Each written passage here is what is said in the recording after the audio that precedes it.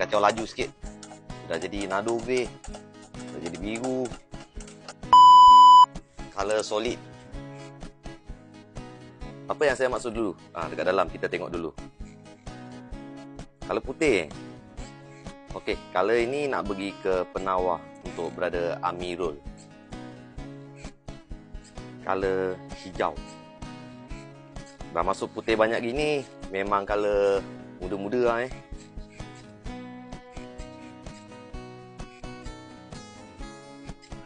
Nanti kita kacau tengok sekali.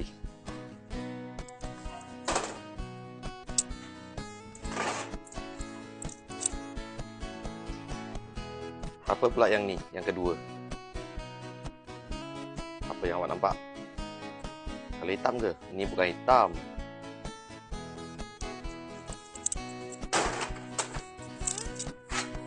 Ini baru hitam.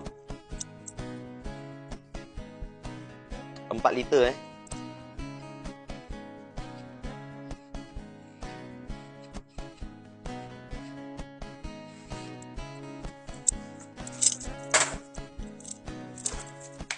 Kuning pun ada.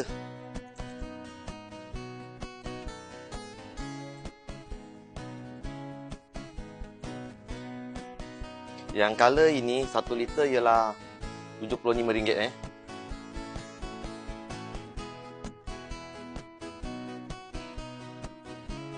Yang penting apa tau? Cukup timbang.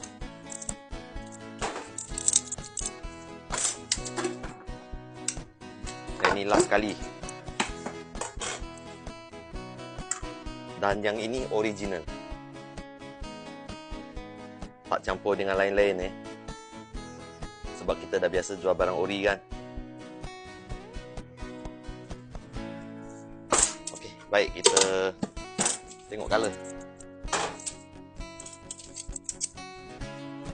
Cendol ke? Bukan. Okey, color ni color ialah aqua green.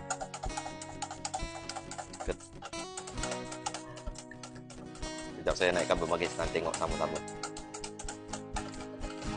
Aqua green ini pun sangat viral jugalah satu masa dulu. Sampai sekarang pun banyak orang berminat. Sebab color ni dia color solid, kita nak tindih dengan color kristal tak ada masalah.